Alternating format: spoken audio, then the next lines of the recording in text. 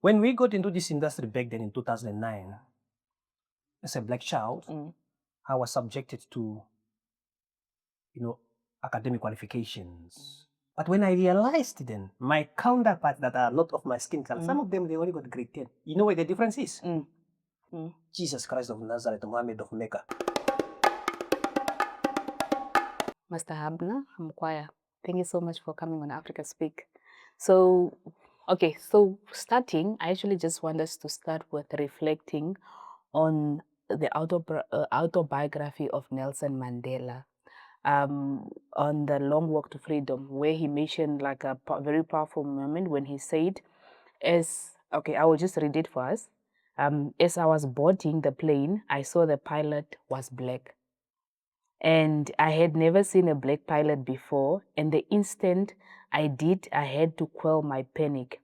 How could a black man fly a plane? But a moment later, I caught myself. I had fallen into the apartheid mindset, thinking Africans were inferior and that flying was a white man's job. I sat back in my seat and cheered myself for such a thought. So, and then this now brings me to my question, Abner. You have not only defied the mindset, but are now helping shape like a new generation of African aviators. So what did Mandela's, maybe the one that I read, what did Mandela's word mean to you, and how did you come to realize that you could break those barriers, not only as a pilot, but you also working for NATA and creating a path for other Africans, for other African fellows? Thank you very much for inviting me. The quote is a very strong one.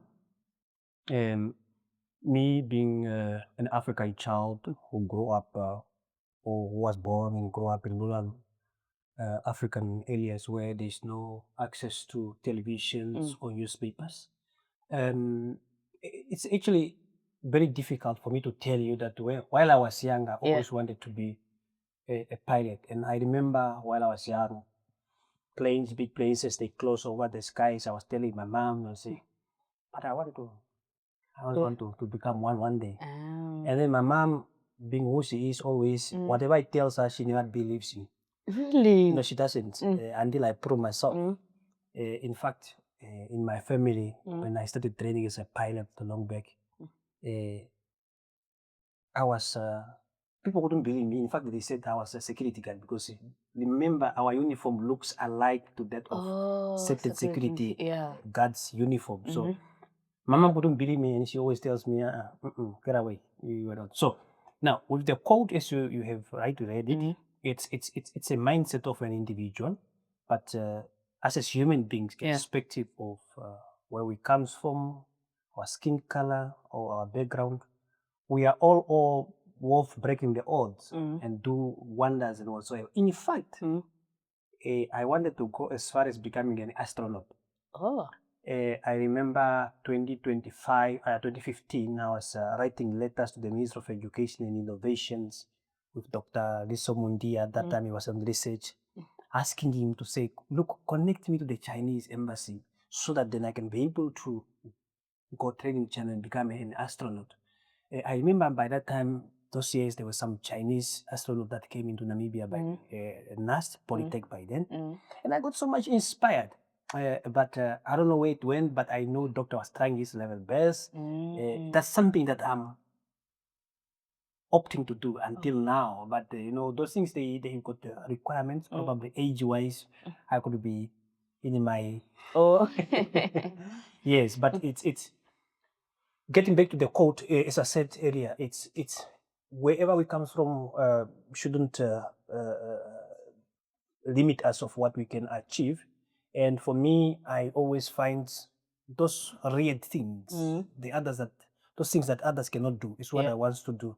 Henceforth, then, when you are saying what inspired me more to inspire the other African children, when I got into the aviation training back then in 2009, we were only two of my skin colors in a class. And the question, I always ask myself a question, and I would want always to answer myself. The question was, where is the problem? There were lots of problems. One is the know-how. Just as you are riding a child from a rural area or Kamwati or wherever doesn't know that a black child can become an astronaut or a pilot or whatever you can mention, those so-called high class courses. As I said, the first one is the know-how, the knowledge. The number two that I found out is the capital, the resources to train, because these courses are very expensive. When I have then identified those problems, I then said what needs to be done. By that time, I believe I was going to be 21 years old. That's after I came from my university studies. By that time, the solution that I found was that the solution lies in me, which means then I cannot wait for a black Jesus to fall from heaven to come and mobilize the people. I should do the job, and I do not need money. I need the vision, which I already have. What needs to be done? That's when then I went to buy a second-hand car in Botswana. It was a Golf 4, because then the aim is to go school to school, region to region, mobilizing the young children of Namibia and Africa at large. And I got the car, came back to Namibia, but the second problem then was the funding. And when I'm saying the funding, is the funding for the student, not my funding. Because as the founding father always says, may his revolutionary soul rest in peace. He always tells me, you do not need the money to do things. You need to have a vision. When you have the vision, everything will fall into place. And so it has did fall into place. So when I brought in the car, I approached the Minister of Education through NASFAF to say, look, we have a serious problem in the country. You as honorable ministers, and by that time it was the late Honorable Abraham Yambo, may his revolutionary soul rest in peace, and this deputy, Comrade Dr. David Namwandi. Those two revolutionary leaders, they had a vision and they had accorded young people opportunities to listen to them and find solutions together. And this is where we ended up then when I approached them and said, look, I know that these courses are very expensive, but we too need our fellow Namibians to get into the system. We are not saying we should train 100 if we can't. We can train maybe 5 or 10. But it was a question then, a catch one. Because the first question was, how will you get there? Because we are saying we want to go to the region. I said, I bought the car with the papers. Okay? And the catch one that Dr. Namwandi asked me, and I always joke about it whenever I see him, he said, where's your driver's license? Which I didn't have. And I said, no, as a pilot, my flying license, I'm not required to have a driving license. I already have a flying license, of which indeed it worked, because whenever I went, drove, the traffic cops will stop me, and then I always submit my flying license. And then they forget completely about the driving license. They just concentrate on the flying license. So their mindset, they thought, when you possess a flying license, you're like a pilot. Yeah, so you can also drive. So, story short, the Minister of Education then approved to fund pilots, student pilots, which was the achievement ever that I could through my initiative. And then I started going school to schools, region to region, whereby I didn't have the money to do that. I believe I can recall Dr. Nawandi gave me 5,000 for my fuel, because I didn't have fuel money. Dr. Rita Abraham Yamba gave me 10,000. It was lots of money, because then that money I was only using it for fuel. Accommodation wise, if I go to Oshiwarongo and I know a friend, I'll sleep at your house.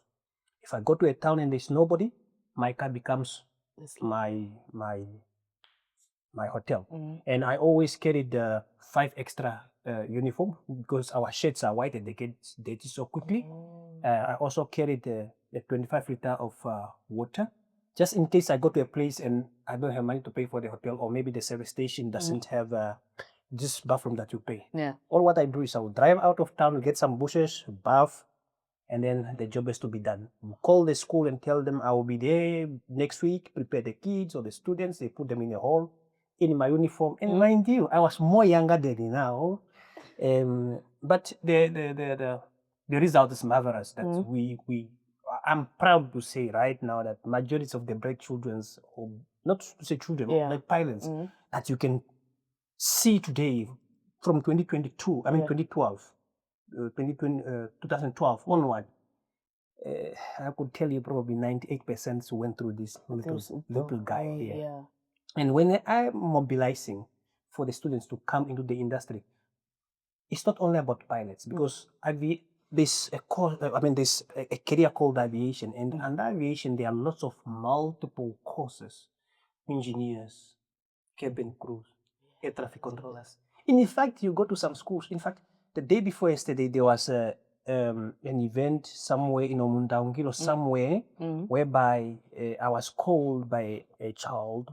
She called me and she wanted to ask me how can she become an astronaut. Yeah. And I said, where did we hear about this? She said, no, I saw you on a TV one day, and I was like, oh, I'm bringing myself problems now. Now I have to explain myself. But to answer from your quote, yeah, it's what we want to achieve.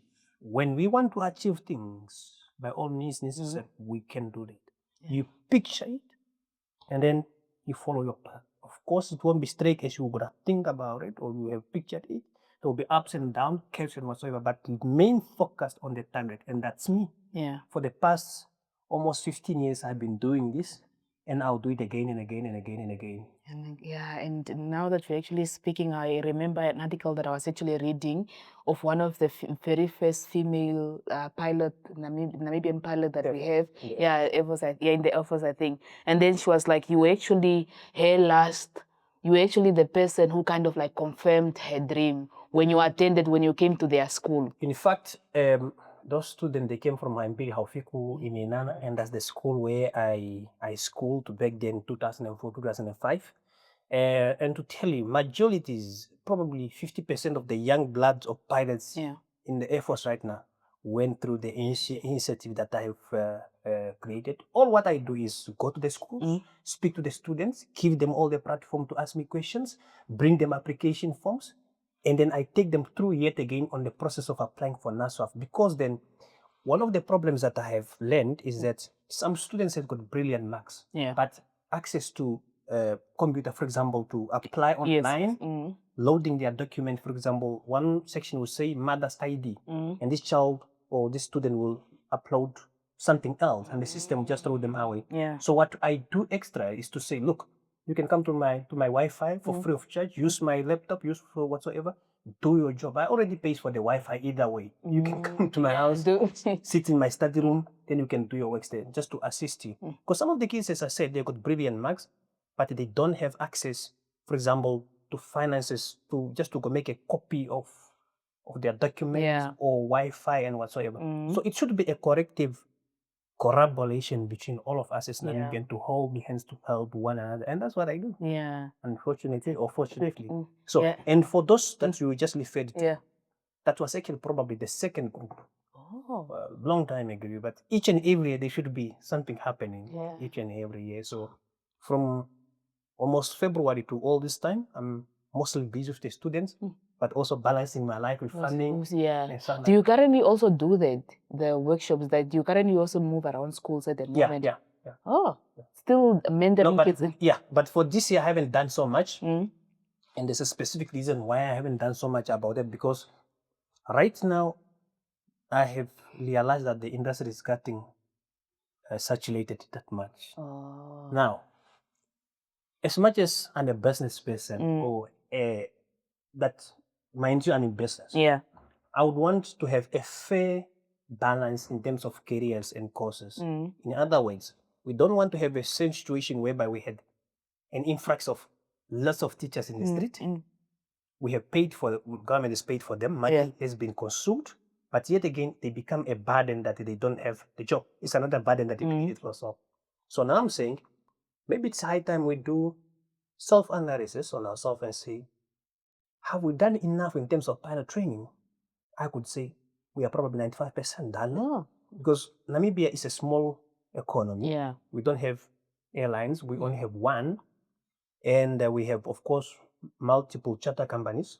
But you cannot spend so much money just in one career, ending up saturating the industry, and also consuming lots of funds while depriving other courses like doctors and whatsoever. So I'm saying maybe we need to do an analysis. That's why I haven't gone onto the ground this year to say, let's go remobilize. Because yet again, flight schools or the University of Aviations right now, they got adequate students that they haven't finished yet. So they should finish those ones, then we can really look and say, do we need more or have we done enough? And as I'm saying, we are not only training pilots in the country, we are training engineers, cabin crews, and machinists. So when I'm going on the ground, I'm not only talking about pilot, it's my career. I talk about everything aviation in general. Oh, so what are the procedures if one wants to become a pilot, especially in Namibia? Like, what do you have to go through? What do you must have? And especially when it comes to the funding process, are they funded by NASA still? And like, yes, take us through. The process is very simple. And this is the sad reality. Unfortunately, you call me for an interview, right? And people would want to hear.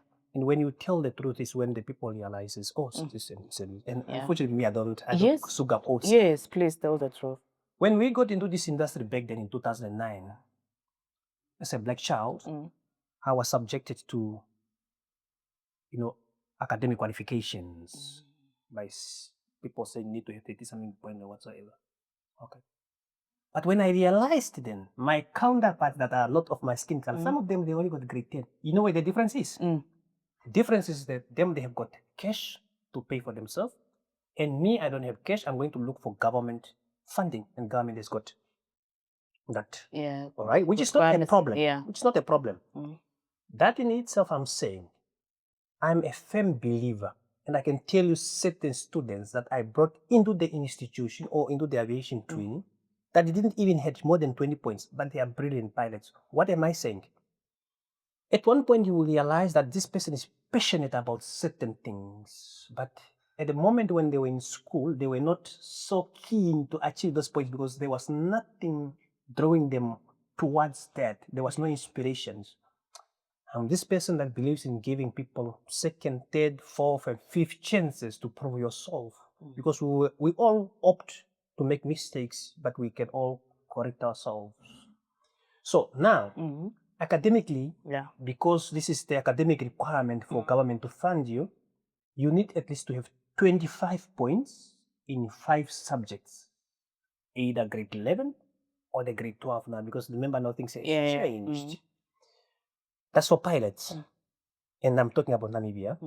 But then, because the subjects that you are going to face are science related, I will then be happy to see you at least having 2 science subjects, which is either physics, mathematics, biology, and geography. At least have 2 of these, because I can't say have 3, because our field of studies now have things mixed up. And in these subjects, at least 2 of them, if you can have them, at least have this symbol in them. And crucially, I want to have at least an E symbol in English. Why? When we are flying, we are communicating. And mind you, English is the universal language for aviation. Be that you are flying into Angola, you know Angola, they speak Portuguese. If you can't speak Portuguese, which means then what? You can fly into Angola? You can fly. You can, because everybody that's working into the aviation industry, from pilots to air traffic controllers, they should be able to speak English. Because if I'm coming from Namibia or from China, how can we communicate? Am I going to learn Portuguese simply because I'm going to fly? That's why it's made mandatory by the International Civil Aviation Organization, which is ICAO, which is the aviation body, that English should be the universal language for all the aviators. So that from flying into a non-English speaking country, those that are operating from pilots to engineers, from pilots to air traffic controllers will be able to communicate. Imagine the dilemma if you can fly into China right now and other pilots are speaking this and the air traffic controller is telling you, you can't understand. So that's why it's made mandatory that you should be able to speak English, and there should be a level. You can't be saying, I'm coming from 2. What are we talking about? And this aircraft is moving very fast. Air traffic controllers are telling you 10 left and you are going right. Probably where you are heading, there's another person you're going to ending up correcting. That's why you need to have the proper command of English as a medium of communication. So I spoken about the academic requirement, right? The other requirement as a pilot is the health of an individual. We go under vigorous medical testings from your eye to your toe. Really? Yes. Oof. Imagine, and this is not Abner's requirement, these are international requirements. We got a subject called air law and regulations. We have to follow all that. Imagine if, and God forbid, Yeah. I really don't like talking about this because it might offend somebody. Yeah. I always apologize when I'm coming to this point. Imagine if somebody, and I apologize again, is epileptic. All right? Can you become a pilot? No, you can't. Why? Because this thing doesn't warn you and say, I'm coming tomorrow, then you can put in a leave. While you are flying, sorry for laughing. Yeah, it's true. I'm not supposed to laugh, but while, while you are laughing and then boom, you are sleeping. Who's flying? Yeah. Then it's the life of yourself and everybody on board Everybody that's on in board, yeah. jeopardy, right? Imagine if you are asthmatic, can you become a pilot? Because then, mind you, and this is where the subject of biology comes in. And in our industry, we don't call it biology anymore. It becomes human performance. The food to your brain is oxygen, right? Yeah. Now, if you are struggling to breathe here on the ground, and then, mind you, from 15,000 feet going up, there's no more pure oxygen. Oxygen ends there. Now, if you are struggling to fly here, to breathe here, what about there? Will your mind have enough foods to think and to act? It's not a discrimination, it's safety for everybody. So that's one of the requirements that you have to go under through medical checkups. And it cannot only be done once. No, it depends on which level you are. Some of the medicals or some of the licenses, you have to do it each and every year, especially when you're on a commercial flying. Yeah. For private, you have to do it each and every 2 years. Your license is only varied if your medical is varied. And here in this building, here we got Dr. Estes Mallets that does the testing for pilots. In Olympia, we got Dr. John Dunn that does that. And I have seen majority of the doctors now, they are majoring into aviation medicine. That's why equally so as a pilot, when you are actively flying and you get sick and you go to a doctor, which is something personally sometimes I didn't like doing because it says when you are going to a doctor, when they are prescribing medicines for you, you need to tell them, I'm a pilot. Personally, I didn't like it because it kind of looks like a show off when you're telling them, I'm a doctor, I'm a pilot. pilot. And one doctor will tell you, like, did I ask you? But the point where you are trying to make is to say he or she should understand that whatever medication they are prescribing for you, they should also be able to tell you if you can be able to go fly or those medications got altitude consequences. I had, you can hear my voice, I had flu. The day before yesterday, I was busy selling my tomatoes and I took the medication for flu. Jesus Christ of Nazareth, Muhammad of Mecca. I saw wonders. I was driving and I saw the roads becoming clear and, just because of those medications. And I had to actually pull off the road and sleep. Imagine now if you were flying. Yeah. And there's no stop button up there. Let me park. Oh. Yes. Oh my goodness, that's quite. So it's mostly just those health issues or health related issues like asthma and places that you go on. It's lots of the doctors will tell. I'm not a doctor here, but they will tell if you are medical fit to fly. Understand? Okay. So it's them to tell you. It's lots of things that happen. Maybe diabetes, because I understand there's types of diabetes, some of acute and whatsoever. I don't know what they have. That's sorry. But it's one of those things that the doctors, as I'm saying, you are only medical fit to fly when you are medical. I mean, you are only fit to fly when you are medical fit to do that. If, for example, I break my legs today, right? My license is valid, for example, and I break my leg today, or I was involved into an accident, or I fell, and you understand, I have to go direct to the doctor. That's the law. I had to go to the doctor and say, doctor, you need to examine me to see if I'm medical fit still to fly, or maybe I need to put in a leave. Because some of the things, for example, remember we use both our feet and our hands and everything. What if then the bone is still broken or has got cracks that I couldn't be able to use the rudders of the aircraft? So you also used to have to use your legs in the air. Very much. Very much. Just like in the car, but it's not to press the fuel. It's what we call the rudders. Yes. Okay. And when it comes to the finance part now, like who funds, especially now in the country, Yes. like I think you mentioned like of like skin color, as long as you have money you can pay. And then I think the black students now they get a challenge because they don't have the finance. Yeah. So even if you're a black student and you have the finance, your parents can afford, you can. Yeah. And look,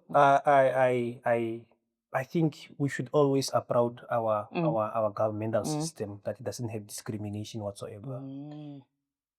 NASFAF, and we should give credit to NASFAF and on my behalf. If it wasn't because of NASFAF, and I hope they won't come back for me and say I should go and pay because I don't have money.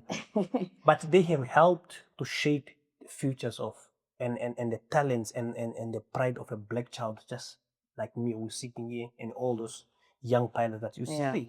And credit is to our government. So what I'm saying is government is fully funding those courses. In fact, NASFAF, when they started long back, they were not funding fully. They were only paying a portion, which wasn't even sufficient for a child to finish their first license, which is the private pilot's license.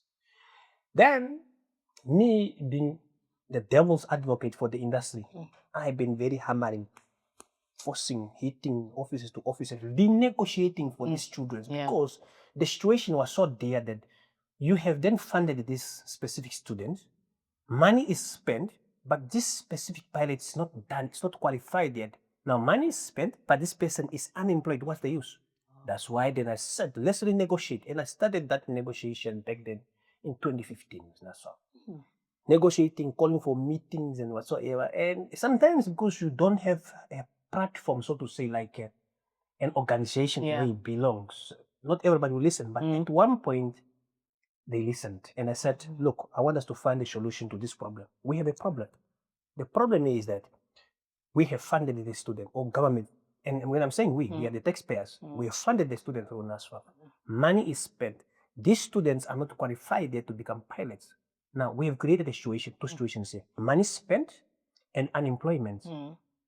Now I've got a solution. My suggestion is that we stop funding new pilots. That's why probably at one point you've seen a newspaper saying NASFAF is no more going to fund pilots and stuff like that. They misquoted. Newspapers allow them for informing us by sometimes. They take out of context. Yes. So I then said, let's stop funding new pilots. Let's concentrate on the old one that were funded. Let's recall all of them. Fund them fully. And then for the next 2-3 years, we give it a break to NASFAF also to break. When we are done funding these old ones, we can then do the reassessment and say, do we need more? Or we have done enough? And they listen. And all the flight school, and mind you, as I'm sitting on this chair, I'm not speaking on behalf of NATA, which is the institution I'm working for. No, I'm the devil's advocate for the whole industry. Because all the students that were funded, even if it's at Signa or Windhoek Flight Training Center, Swakopmund Flight School or NATA, is the choice of a student to say where do they want to train. Just like here, for example, you have a choice to go to NAST or whatever. It's the ultimate choice of a candidate to say where do they want to go. But of course, because the devil's advocate is on NATA, I took the lion's share. I took the lion's share because students, they came much to me because they understood I had solutions to their problem. So to answer you, it doesn't matter your origin, your skin color, as long as you have got academic requirements, as per NASFAF's requirements, they will fund and they have funded. Not only pilots, even engineers today. We are training lots of engineers in NATA right now, right? And last year I had introduced new courses in NASFAF, like air traffic controllers, because now we need to have air traffic controllers being trained, because now we are only concentrating on pilots and engineers, but who's going to control the space? Right? And NASFAF approved it. Right? Unfortunately, in Namibia, yet we don't have any institution to train air traffic controllers. Last time I checked, we were trying to put it up in NATA. I don't know much about it because I'm not on the operation side. I'm on the marketing side of my office is not in charge of that. So I'm only on marketing, making sure that the student is brought into the industry. From there, you hand it over to the next person. So to say, government is listening. As the president always says, listen to the people. Indeed, we are walking the talk. And mind you, I'm not a government employee, but as I said, I'm a devil's advocate. When the leader speaks, even though they are not directly telling me, I listen and I act in the capacities where I can, and I'm much for. Okay. Now my question is just like how do people, especially people that do not believe in your dream and the people that do not believe that a person like you can become a pilot or can like do they now believe it, or do they still kind of like nah, they probably Look, I think I'm this weird person who always tells himself and say, I live for myself and by myself. I don't live to prove anything to anybody. Because the moment you start living by other people's, then it becomes like a puppet. You're no more yourself. And you don't even do what needs to be done because you are always worried about what the next person is gonna say. Now, how many people can you listen to in this world? There's a billion people, more than a billion people in this world. That's why I always say there's only two people in life that I can embrace. That's me and my God. Not even my mama, not even my son, not even my nobody. You can't embrace anybody. yeah. And by yourself you should live, and for yourself you should live. And that's me. So of course, as I said, for example, when I was starting, even family members, some of them, you ask them, please give me takes money to go to school because I was staying in Ostella there. You walk to Aerostep, but they will tell you, what school? Security guard. They don't believe. They don't Up until a certain point that now majority they're gonna be calling and say, yeah, but in the family, but security guard cannot be able to assist. But you don't take things to the heart. Yeah. It's the understanding of that time. But all I'm saying is remain focused. It's you yourself and your God and your soul that you need to walk the path. It's you that needs to know where to go. That's why when you're doing things, keep quiet until you have fulfilled it. Yeah. That's what I do. To your question, I live for myself and by myself and by my God. Okay. And that's all what I need to do, and that's it. Okay. I don't need people to believe in me. I believe in myself. Because if I wasn't believing in myself, then I wouldn't be here. I believe I can do it. Yeah, it's interesting. And I also just wanted now to know, especially with Namibia not having an airline at the moment, how does that now implicate or maybe influence, especially your job or your employment opportunities or your work now when it closed down? And especially for now the younger people that are also coming up, or for the new pilots and the cabin crews and people in aviation. Look, let me tell you. I joined the national airline for Air Namibia back then, and when it closed, we were one of the people that lost their jobs. Oh, all right? okay. I'm saying this to make the people understand that losing a job doesn't make you irrelevant. It, in fact, gives you more energy to work harder and to explore more opportunities. And I always tell the young people to say, when you are being trained, be it as a chef or as a doctor or an agriculturalist or as a pilot, do not train for an invitation to go to be a job seeker. Train to equip yourself with the knowledge, then you become your own boss. I tells you, and I'm sorry to say this, I hate being bossed. I hate being bossed. That's why I ventured into agriculture, because then I can do my own things on my spare time. I always say this to young people and say, when you have the knowledge, you are the richest person on earth. Because then you can then be able to turn what you know into something productive. Yeah. I mean, maybe I got a different narrative. Why should, for example, you train as a chef, right? Why should you cry about unemployment if you can be able to cook your own foods and serve the people? Why should you cry that, no, this restaurant didn't employ me? That restaurant didn't fall from heaven. It was created by a fellow person. Now, one who's listening will say, yeah, no, that person created that restaurant because they had money. I will again tell you, you do not need money to do something. You need the way. Who says you should have these tables and fence chairs for the people to sit? Yeah. Who said? You need to start where you can. Why should you want to climb on top of a mountain if you can't be able to start from the bottom? If you can be able to cook trotters and go to heads and whatsoever in your house, then grow from there. That's the beginning. If this narrative is true, for example, and this is, gentleman is my inspiration, this comrade is my inspiration individual, Dr. Namandi. He started IUM in the garage of his house with one student. How many IOM campuses do we have today? What a number. Okay. So we can all do marvelous things. The problem with us, especially the people of our skin color, we want things the easy way. We don't want to sweat. Unfortunately, and life is not like that. We need to sweat. You can see me this khaki stuff, this clothes. Yeah. I was selling tomatoes right now. In fact, I have them in my car. You guys are going to buy some tomatoes from me. Yeah, we will. It doesn't matter where I am. You find me at the back of my skoro. There's tomatoes or vegetables, cabbages and onions that I myself produces. People, they'll be laughing at me. Yeah. They call me Patemayoto. So to say, it's okay. I'm selling you 10 tomatoes for X amount of money. But at least I got a cash flow into my pocket. The same people that are laughing at me in the morning, in the afternoon, they will call you and say, hey, please, bro, can you buy me superhighway or can you send me 500 for electricity? Chief, but I was hustling my hustle for the tomatoes and you were laughing. With that said, don't listen to the people. And I said again, I live for myself, by myself, and by my God. I do things on my ways. Understand? So to answer your question, young people, not only in our industry, wherever we find ourselves, when we got equipped with the knowledge, let's then be job creators of ourselves. Yeah. Let's sweat. And even the Bible have said it. By our sins, since we have sinned, by our sweat and whatsoever, the theologians they will be able to tell. We should actually, women's apparently gotta give birth through birth through pain, and us men we should get our breakthrough. It's prophetic things that are actually happening right now. Now, for example, I will give you an example, and I know my fellow my teachers, they will beat me when they see me. We got a situation of teachers in a country that are not employed. There are lots of unemployed teachers that I know, and one day I called them and I said, look, I think the solution lies in yourself.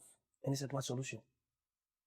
And I'm giving this solution to them because I'm an example. When I came to Windhoek back then in 2005, I couldn't go to university or to college because I was younger than the age of 18. I finished school earlier than my age. Now, when I got in here, I asked myself, what am I going to do? And the way I was raised by an old man, he's now almost 98. He's still living with me. Or I live with him. We only live two in our house. Since 1997, I only grew up with my uncle. Right?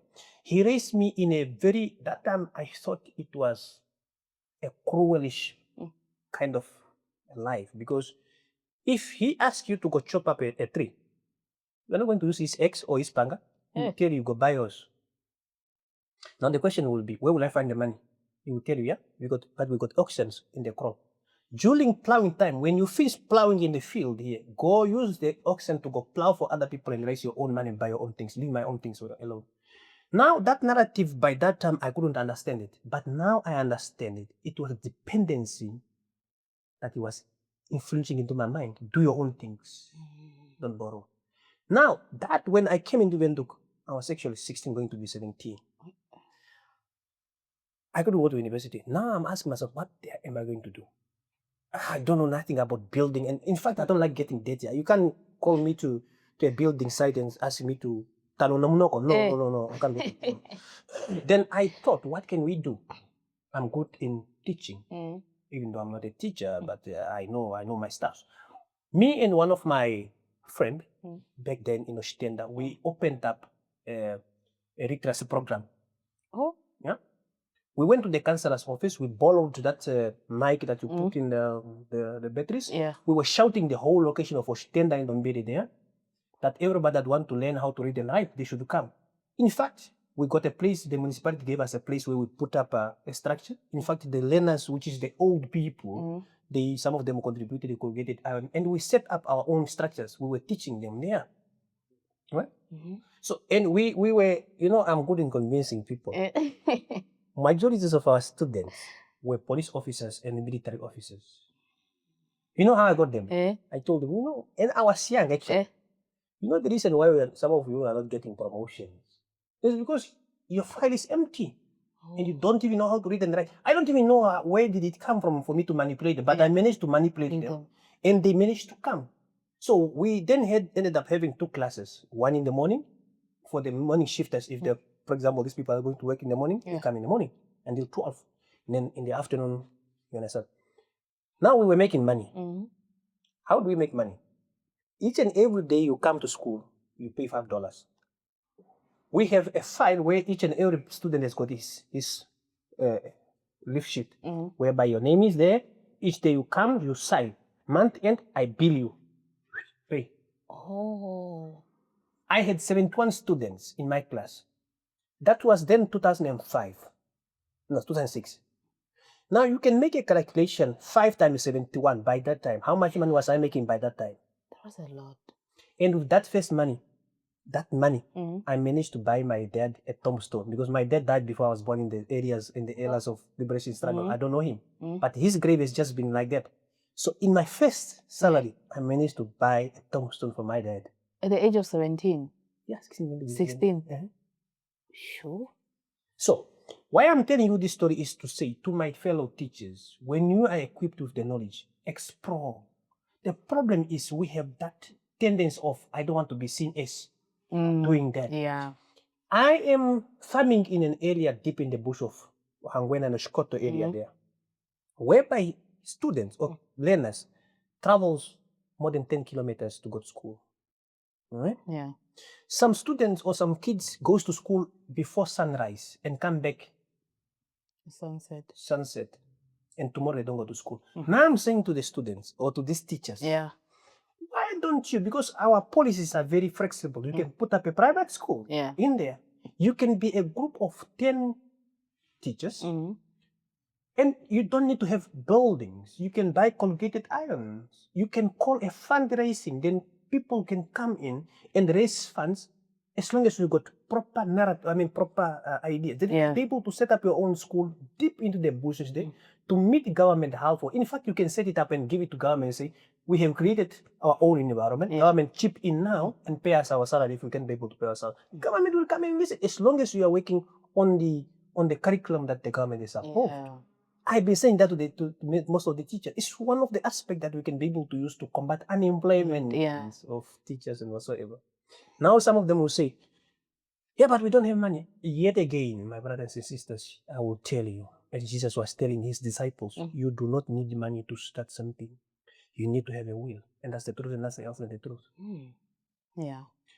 When you have ideas, everything will fall in places. You just need action. As I said, you can have fundraising. You can have every Friday maybe bragging it under a tree to raise funds. We will come and support.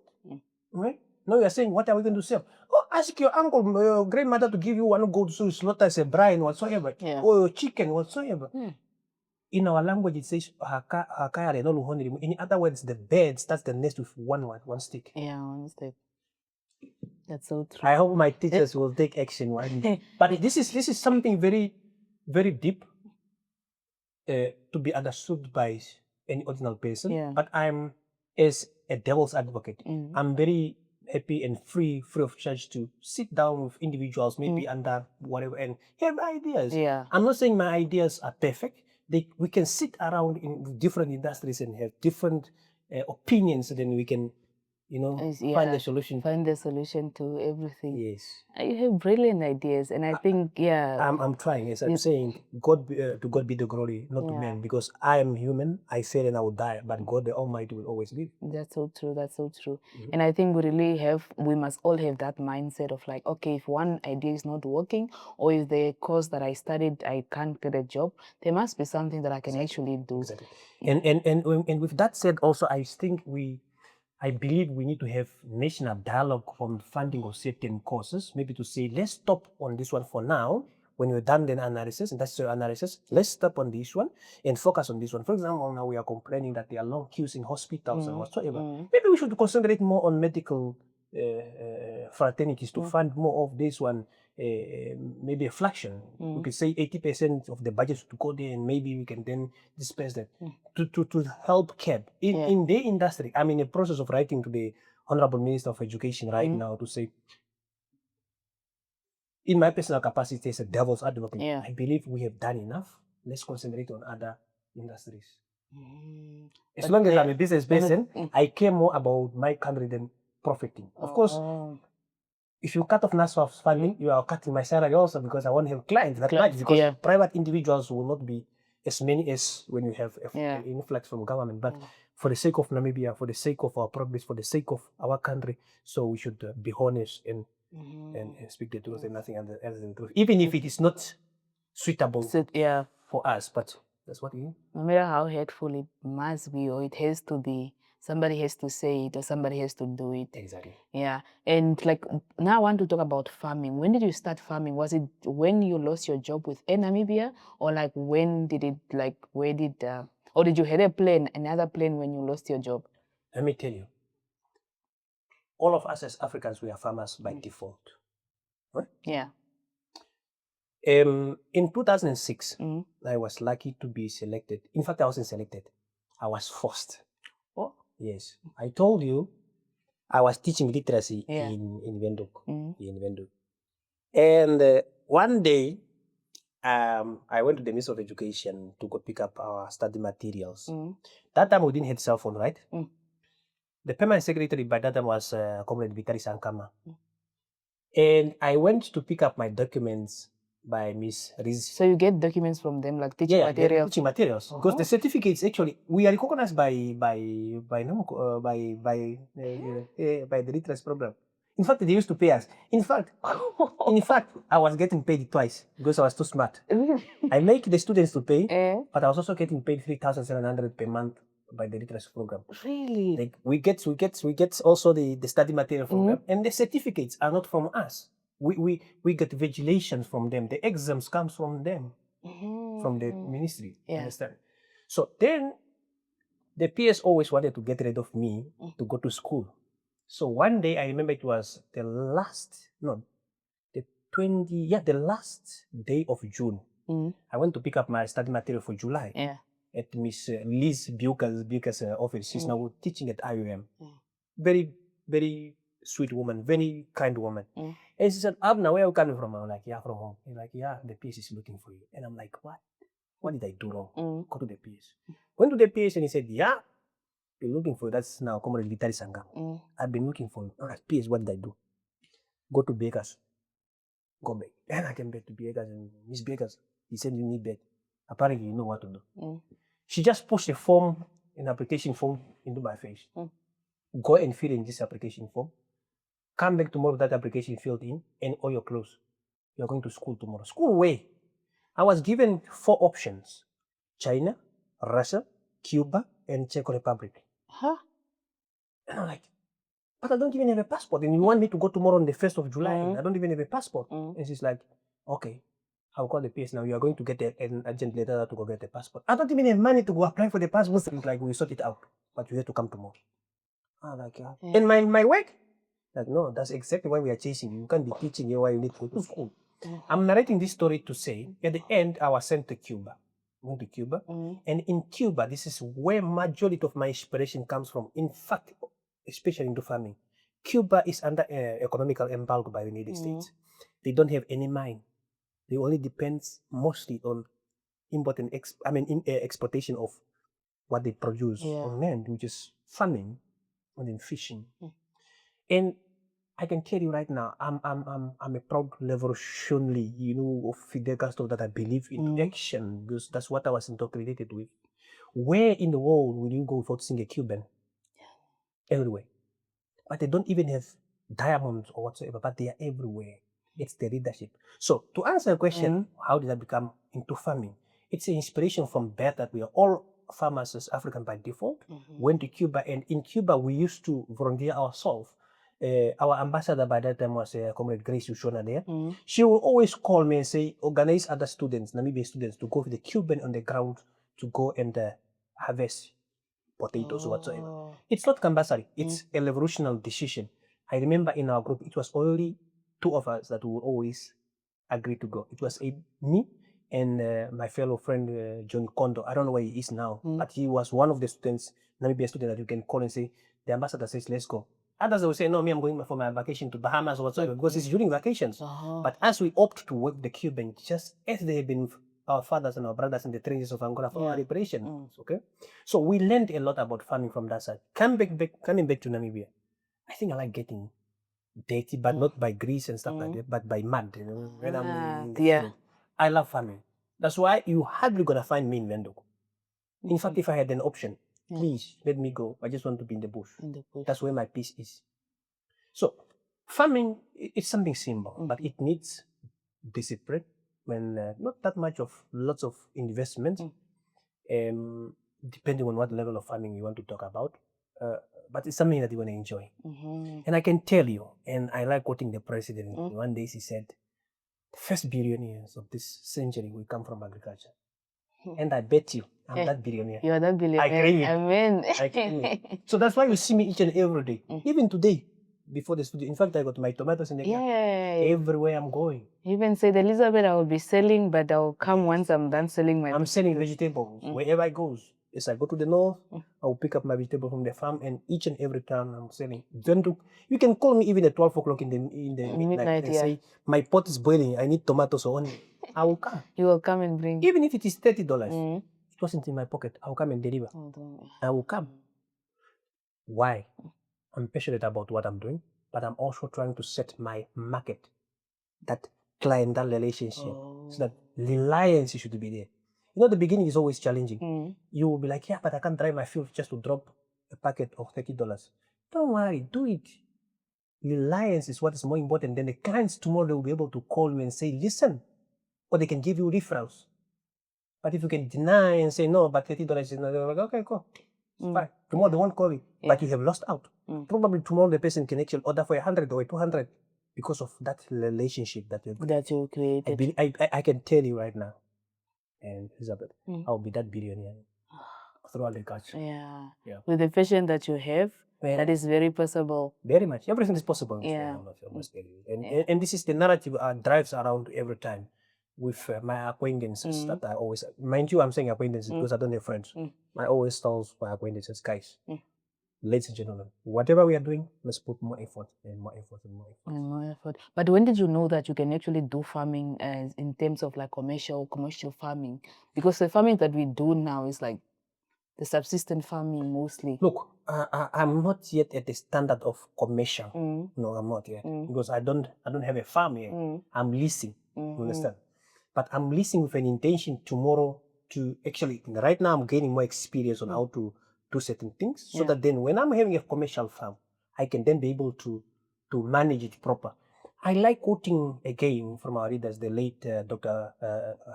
Fred Koiko. May he show solace in peace. He said, during the land issue, where people are saying one land. In fact, even though it didn't sound so well to the people, it's the truth and nothing else than the truth.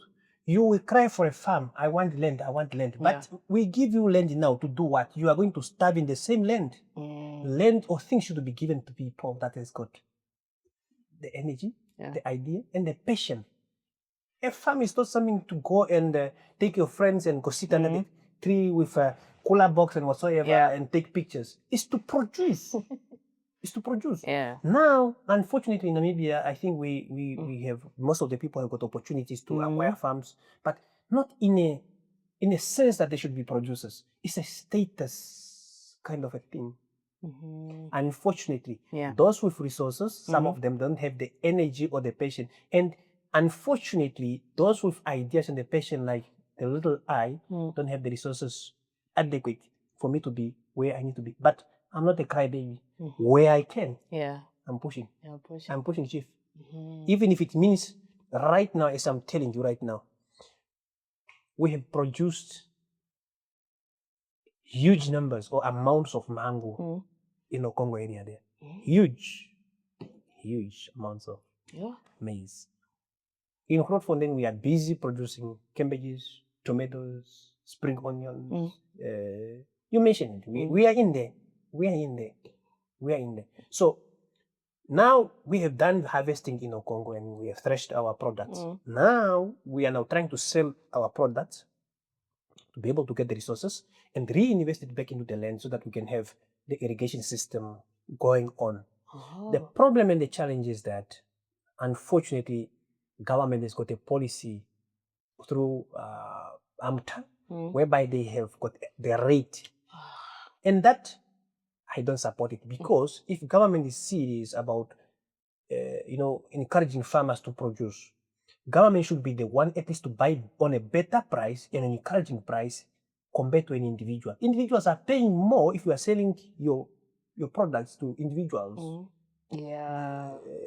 Negotiation. Yeah. You gain more compared to when you are buying or selling to government. Of course, government takes the bulk, but it's actually not worth it. Yeah, It's not worth it, and it's not encouraging. I would rather hold on to my products, let them lot, rather than giving them out. Because if government can be able, because some of us, we are not crybabies and say give us donations. We are saying we have produced, take it now, but give us a fair price. Yeah. Understand?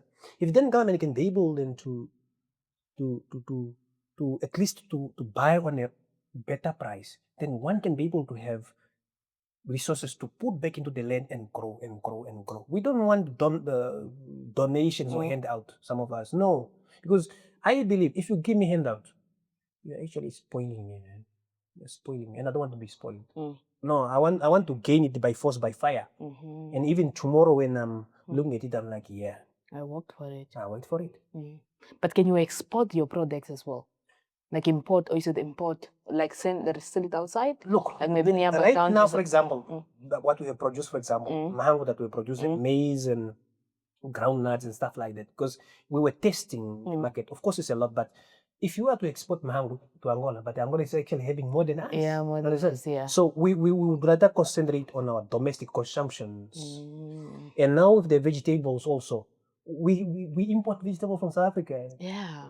We are more concentrating on the domestic consumption. And also one point that came into my mind and I always think about it is the issue yet again, which I think government also need to look into that policy, whereby you give Abner a tender to supply foods, for example, to a school, but Abner doesn't even have a garden.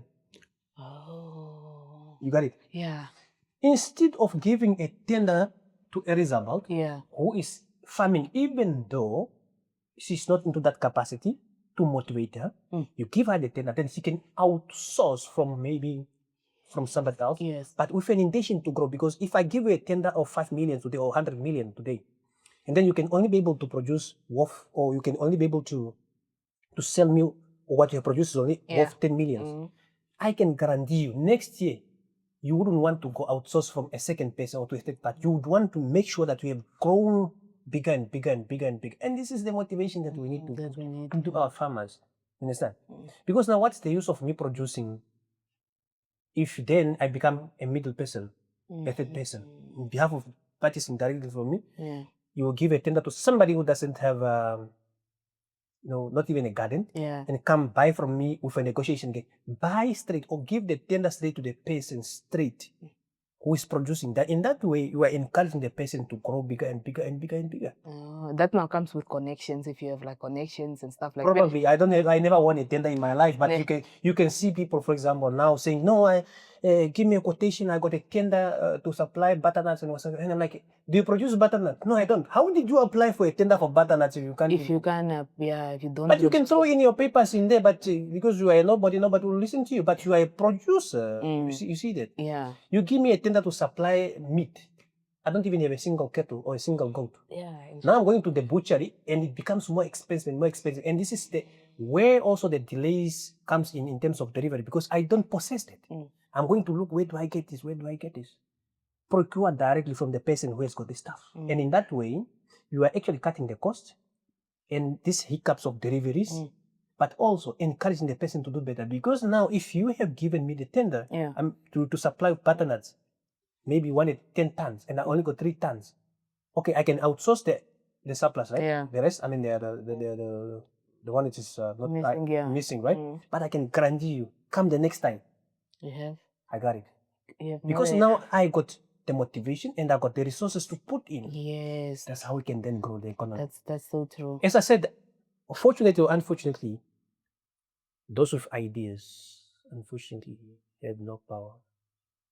And those that are empowered, the folks have completely no idea, or probably they have the ideas, but simply because there's nothing in for them. Yeah. They're like, Lalapants.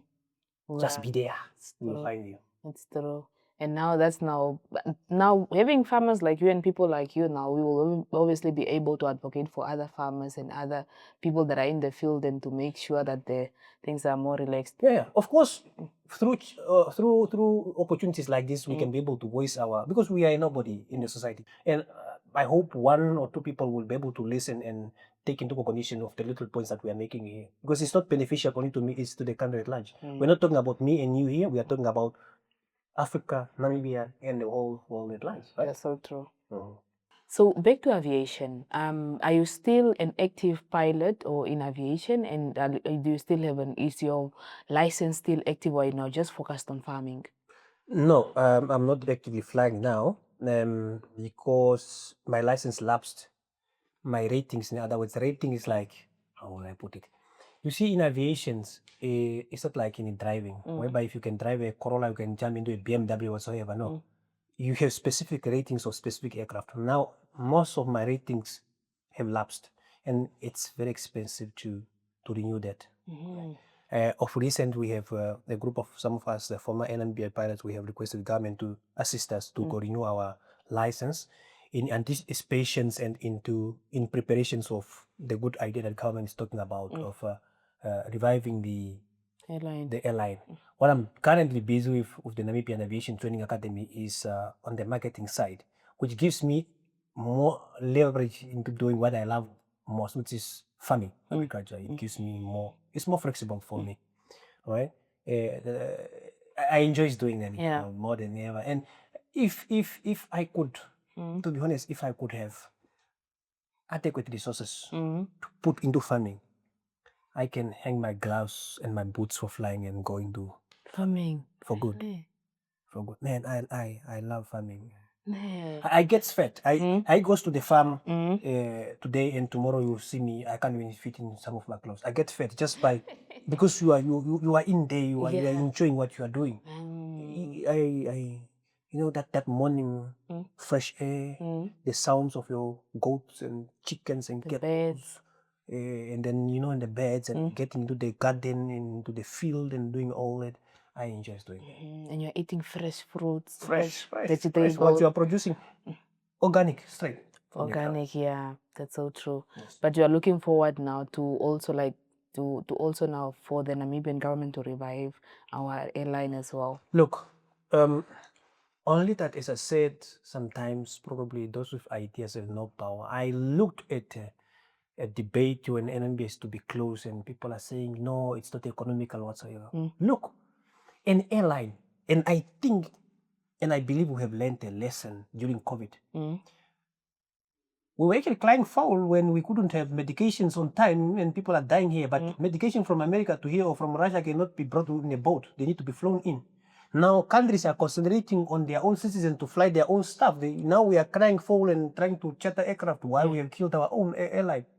An airline, most of the airlines in the world, if not all, cannot make a profit directly. Maybe it can make a break even, but it cannot make a profit.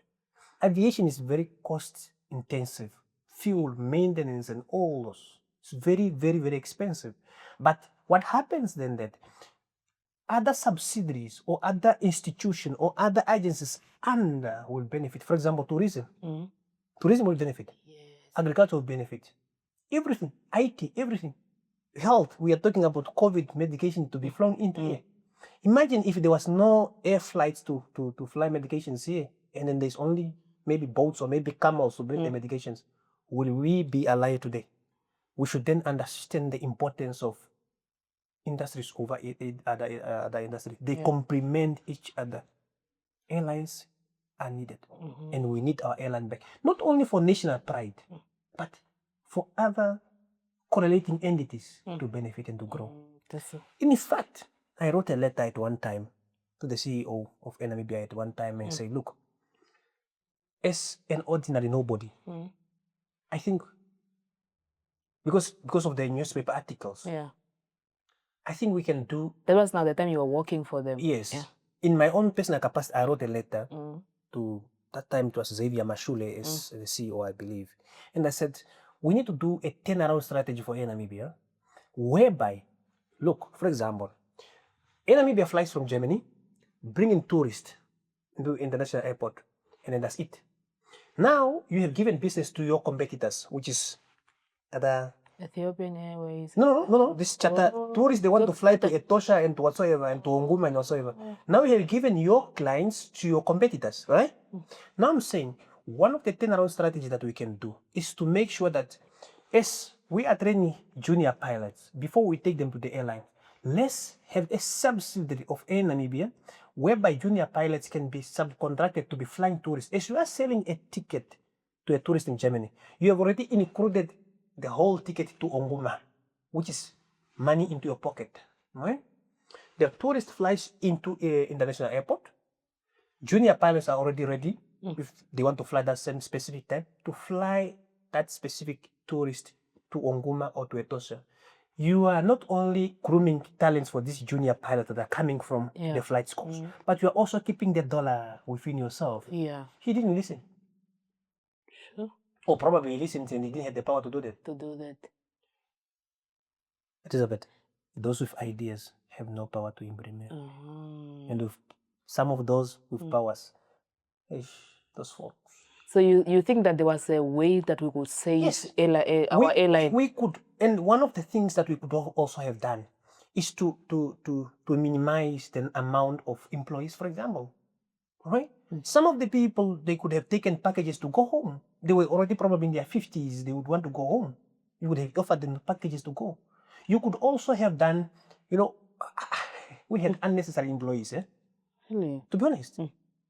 Because at one point I have realized we were actually making Air Namibia as an employment creation. And that's the problem. But we could also probably thought in another way to say, maybe we can cut, if we are saying some of the aircraft that are very expensive to operate, cut those routes and concentrate maybe on domestic or on regional then, and use what is more cheaper to operate. If you can't if you believe the jet engines are more expensive, then you should use the piston, the turbine. As long as we have kept the image. Yeah. It's an embarrassment to me, to be honest, that we don't have our national identity. Imagine how you feel when you walk into OR Tambo Airport and you look through the window and that big flag on your tail shines out. Do you know the sense of pride that you have as a Namibian? I flew into Joburg recently and I saw one of our big aircraft sitting down there in the sun. Probably, apparently, they were going to scrap it. With our flag there. I cried shame. Sure. Now, if you are saying it wasn't profitable to operate in Namibia, how is other people operating in Namibia, the other airline? I wonder who guessed the black child. Because we can't learn our own affairs. We can't, unfortunately. And that's now, like, I don't know, but now, how do we get, people in power can't make the decisions, or they don't have the visions, or they don't have the ideas that we need? No, people, they have the ideas, and they got the power to implement. Yeah. What I realized is, as a black individual, we are always saying, what is it in for me? Yeah. Oh. Majority think like that. Yeah. Understand? And that's what's killing Africa. If there's nothing in for you, you wouldn't want to approve it. You would want to sit on it. Yeah. So what will be probably your advice, especially now that they are planning on reviving Air Namibia? Well, look, they've got a technical team of doing all those things. I'm not that part of technical team, and I'm deep in my bush doing agriculture. But what will probably, if you had an opportunity to be part of it, what will you? First, I would rather concentrate on domestic consumption. Right?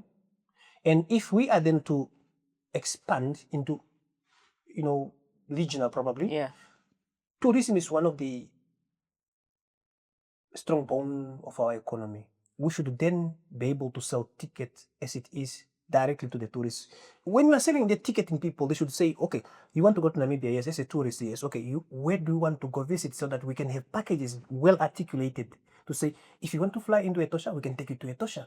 And then these juniors that we are training through Signa, NATA, WFTC, whatever, these junior pilots should then be able to be recruited as charter pilots to gain experience before they have been transitioned onto the jet aircraft. Because we found it, we got it the hard way to get the transition to a jet aircraft, because that aircraft is much more bigger, it's more faster, you don't have adequate hours. We were only picked because of probably affirmative action than was, but we didn't have lots of experience when we were working with difficulties. The transition was so huge. But if we, and it wasn't only huge, it costed lots of money because it's repetition of training after repetitions after repetition, and it's just consumptions of money. But if we had other alternatives, as I'm saying, that I have written a letter to say, can we look into that? We could probably save $1, or we could have saved the Air Namibia. I'm not saying my ideas were brilliant to save the airline, but it's, if we could have set into the umbrella, under one umbrella, as most of us or majority of us, and bring our ideas. And I always say, we need to have national conferences, for example, whereby we discuss certain things. I am yet to propose, for example, in terms of agriculture, in Angwena region. You see, Angwena region can be able to feed most of the region because of the amount of water we have. I believe we need to have this year, we need to have a national conference on agriculture. In fact, last year we were discussing it, not this year, with the late Jacob Amutenya, may so rest in peace. We were thinking about having that conference. That man had brilliant ideas. We were now thinking about having a conference whereby, agricultural conference, whereby we can bring in all the people, not only for Angwena, but all over the country, so that we can then sit down and Karas can bring their ideas, because it's different regions, different environments, then we can learn from one another. Unfortunately, man's plan is not God's plan, so that ended the way it ended. But I believe to honor his efforts and his revolutionary souls, I believe we will still be able to do that. And I'm proposing that we maybe need to have a conference on agriculture, and also maybe teachers can also have teachers conferences to discuss their own solutions and see how best can they solve their own problem. Pilots can also sit down if they have a problem and say, how can we as an industry? Engineers can do the same. Then they can speak the same language. So it's through interactions that we can be able to solve solutions. That's so true. Thank you so much. So before we're actually approaching the end of our interview, but I wanted to know, like, how important is it for Africa to train more local pilots and engineers rather than relying on foreign professionals? And what will this mean for African economy independence and growth in aviation? Look, I always like to quote and to learn from other people. Not only from Cuba, but I would want to take you to Zimbabwe. Where in the world will you go without having a Zimbabwean? Where in the world will you go without finding a Zimbabwean expatriate working there? It's impossible. Everywhere, right? Okay. You know what happened? And we're talking about education and economical growth. When you train, don't only train for your self-consumption, train to export. And this is what Zimbabwe did. They trained and trained and trained and exported. Cuba did the same. They trained and trained and trained, having successfully, satisfactorily having their own people to work for them, and they exported the talents out. What then does that mean? When you export talents, you become a global superpower, because now if you have 20 doctors working in Namibia and Namibia does want to behave, you will call your doctors. Now you can be able to maneuver around, right? Not only that, think about the economical embargo, the sanctions. Zimbabwe had sanctions, Cuba have sanctions, but the expatriates that are working in different countries will bring the dollar home. Isn't that so? They are bringing the dollar home, right? Train not only for your own consumption, just the same is when you are plowing, or when you are in agriculture, for example, when you are plowing, or when you are sowing, you don't only sow for your own consumption. You do an extra so that you can sell off the surplus. So we should think out of the context as Namibia and as Africa. Let's not only train for our own consumption, but let's export talents. That even on the global arena, we should be respected, that Africans are here. Right? That engineer is from working for NASA in the United States of America is from Namibia. And that person is from Angola. You understand? It's time for Africa to seriously take actions and empower themselves to be players on the global arena. That's so true. Thank you so much, Mr. Abner, for coming on Africa Speak. But before I let you go, I just want to close off. Like, what will your message be to the next generation of African aviators, especially those that are in rural areas or under-deserved areas? And what steps can they take today to start their journey toward aviation career? Look, as I said earlier, My motivation always is to say, live for yourself and by yourself with your own God. All right. In my time, I found solutions to pilots' dilemma in terms of funding and stuff like that. Yeah. But I'm not saying that's the only unique solutions that we might find in terms of challenges that are facing the aviators. There would be somebody with better ideas than me. Bring them on, but act on them. Don't just bring the ideas and fail to act. And I can tell you, for every battle that you take, be ready to sacrifice. It's not a walk in the park. Be prepared for the pain. Be prepared. Physical pain and probably emotional pain. Be prepared also for the negativities. And when you have negativities, it's when you know you are doing something. Because then, if nobody accuses you, then something is wrong. Something is wrong. I like being, criticized, being accused, because then you know you are somebody. You are somebody who speaks about, just on the ordinary. Yeah. No. But when you see people are talking, it's because there's action, there's something. And I'm not saying do bad things so that people can talk, but do good things. Of course, not everybody will be happy to see you doing good. Yeah. They will be talking and talking. Africans, be it engineers or aviators, let's look for solution to African problems our own way, the African people. So Abner is one person, and I'm not eternal. I live and I will die. But Africa and Namibia should live, should continue. Look for African solutions on African problems. Yeah, that's so true. Thank you so much. But I actually just thought about something that when you spoke now, especially now that in the country we are having a high rate of suicide cases, and you being somebody who started from the ground and believing in yourself. So probably what will be your advice, or what will you say are some of the causes that are causing the high rate causes, especially among men in the country, and what can be done? Well, on that note, I think we have read newspapers. Everybody has got their stories to tell. And we do not know what the other person is going through. But all what I'm saying, no matter what the scam systems are, we all have got stories to tell. Waste stories. We have people who had their houses been repossessed, cars been repossessed. The problem which I realize, especially when it comes to financial constraint, is that we want to live a fake life. We want to live a fake life. And when we live a fake life, it's very difficult then to readjust to some of the people. Chief, you can come from my house. You can come from my car. I will pack my bags and go back to my village. I will start over again. Even when you were learning how to walk, you tumble and you pick up yourself. The moment you start living your life for other people, that's when you start getting it wrong. Because then when you are living your life for other people, it's when you start saying, what will Elizabeth think? But are you living for Elizabeth? You are living for yourself, right? Supposed to. Nobody is prone from making mistakes. We all make mistakes, and from mistakes we learn. Yeah. But no matter the situation where you find yourself, probably, if we are in this room, the only air that we are breathing is the circulation of the air. Get out, for example. If you are in Windhoek and you can see it's congested, your mind, drive out, and go to new environments, then your mind can readjust. My humble request and, sincere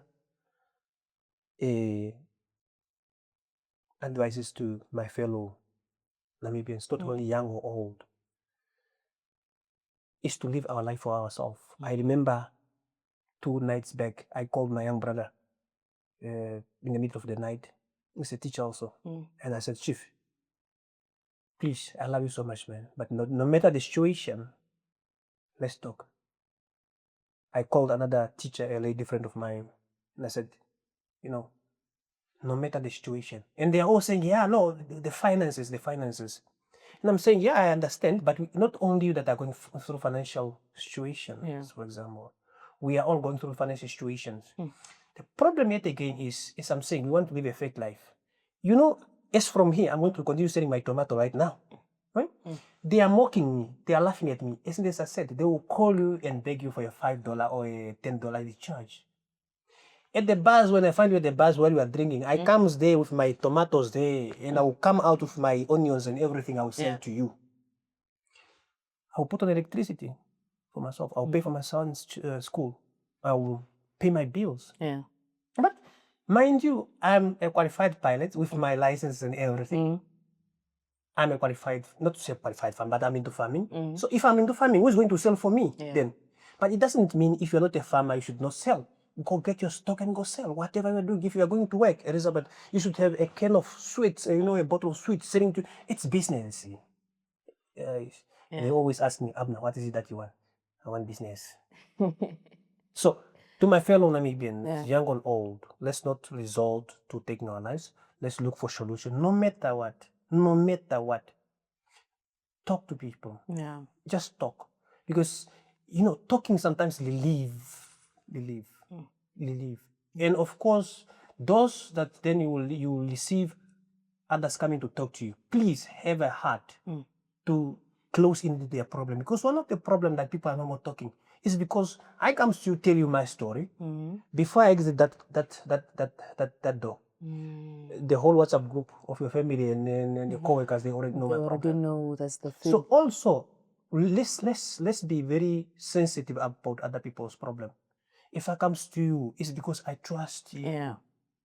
Now we are actually the one that are killing the people indirectly because people get frustrated and say, yeah, I told her my story, now she's got to hang to all my, my laundry. Yeah. Now everybody knows but it was only the two of you. Let's also be able to listen to others and keep their stories and look for solutions. Yeah. If we can't find solutions for them, say, listen, let's go maybe to the pastor. Yeah. Let's go to whatever. For example, I was saying to somebody and say, now you will say you are in financial crisis. Yeah, how much? No, 50,000.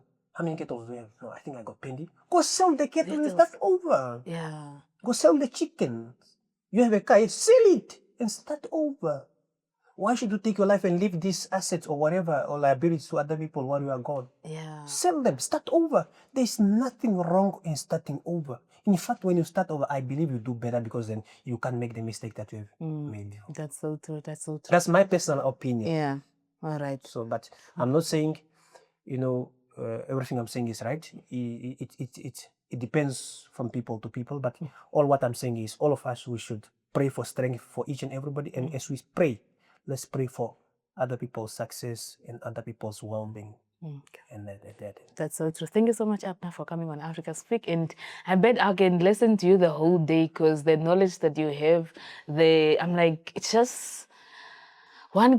there's just so much to tap out of you. So, and I think there's so much that Namibians will love to learn from you or can learn from you. Thank you very much, Elizabeth, for having me. But as I always say, glory be to God, not to men. Yeah. Because me, I will fail and I will die. But God, the Almighty, is always eternal. That's so true. Thank you so much. Thank you. And God bless you. Bless you too. All right.